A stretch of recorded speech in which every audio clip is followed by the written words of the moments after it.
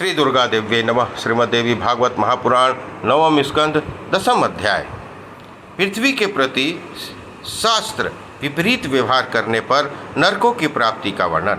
नारद जी बोले, भूमि का दान करने से होने वाले पुण्य तथा उसका हरण करने से होने वाले पाप, दूसरे की भूमि छीनने से होने वाले पाप, दूसरों के द्वारा खोदे गए जलहीन कुएं को बिना किसी आज्ञा लिए खोदने, अंबुवाची दिनों में भूखनन करने, पृथ्वी पर वीर्य त्याग करने और दीपक रखने से जो पाप होता है उसे मैं यत्नपूर्वक सुनना चाहता हूँ।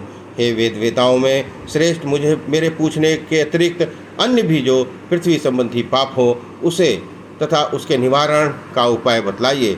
नारायण बोले, जो मनुष्य भारतवर्ष में विस्तृत मात्र भूमि भी किसी संध्योपासना से पवित्र हुए ब्राह्मण को दान देता है वह शिवलोक की प्राप्त करता है। जो मनुष्य किसी ब्राह्मण को सब प्रकार की फसलों से संपन्न भूमि प्रदान करता है वह उस भूमि में विद्यमान धूलों के कणों की संख्या के बराबर वर्षों तक भगवान विष्णु के लोक में निवास करता है। जो व्यक्ति ब्राह्मण को ग्राम, भूमि, धान्य का दान करता है उसके पुण्य के दाता और प्रतिगृहिता दोनों व्यक्ति संपूर्ण पापों से मुक्त होकर जगदम्बा के लोकों में स्थान पाते हैं। जो सज्जन भूमि दान के अवसर पर दाता के इस कर्म का अनुमोदन करता है वो अपने मित्रों तथा संगोत्री बंधु बांधवों सहित वैकुंठ लोक को प्राप्त होता है। जो मनुष्य किसी ब्राह्मण को अपने अथवा दूसरे के द्वारा दी गई आजीविका से उसे छीनता है वह सूर्य और चंद्रमा के स्थिति पर्यंत कालसूत्र नरक में रहता है। इस पाप के प्रभाव से उस व्यक्ति के पुत्र पौत्र आदि भूमि से हीन रहते हैं। वह लक्ष्मी रहित, पुत्र विहीन और दरिद्र होकर भीषण रौरव नरक में पड़ता है।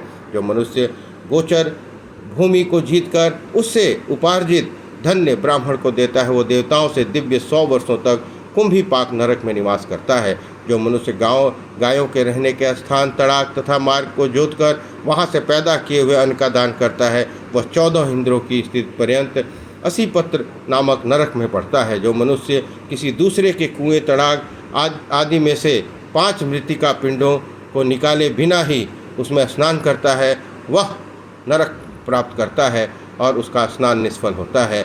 जो कामासुक्त पुरुष एकांत में पृथ्वी पर वीर्य का त्याग करता है वहाँ की जमीन पर उसे जितने धूलकण हैं उतने वर्षों तक वह रौरव नरक में वास करता है। जो मनुष्य अंबुवाची काल में भूमि खोदने का कार्य करता है वह कृमि दंश नामक नरक में जाता है और वहाँ 4 युगों तक उसकी स्थिति रहती है। जो मूर्ख मनुष्य किसी दूसरे से लुप्त कुएं पर अपना कुआं अथवा लुप्त बावली पर अपनी बावली बनवाता है उस कार्य का सारा फल उस दूसरे व्यक्ति को मिल जाता है और वह स्वयं ताड़युक्त नामक नरक के पड़ता है। वहाँ का 14 इंद्रों की स्थिति पर्यंत कष्ट भोगते हुए वह पड़ा रहता है।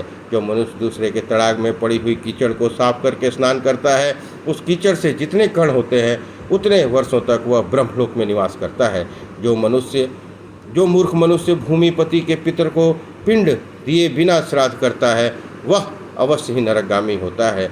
जो व्यक्ति भूमि पर दीपक रखता है वह 7 जन्मों तक अंधा रहता है और जो भूमि पर शंख रखता है वह दूसरे जन्म में कुष्ठ रोगों से ग्रसित होता है।